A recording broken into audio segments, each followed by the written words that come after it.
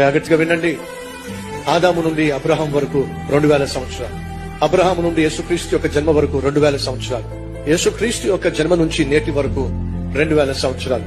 మొత్తం కలిపి 2+2+2 మొత్తం వినండి 6000 సంవత్సరాలు.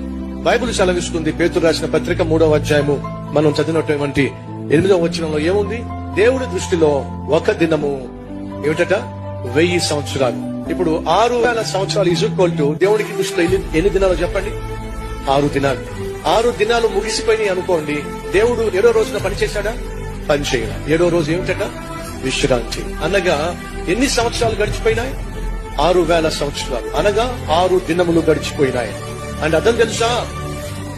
6 రోజులు గడిచిపోయినాయి. టైం ఎంత అయిందో తెలుసా మీకు?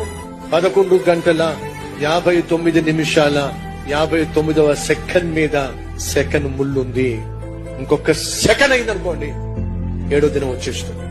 సహోదరులు సహోదరులు, చివరి గడియలో మనం ఉన్నాం, చివరి నిమిషంలో మనం ఉన్నాం, చివరి సెకండ్ లో మనం ఉన్నాం.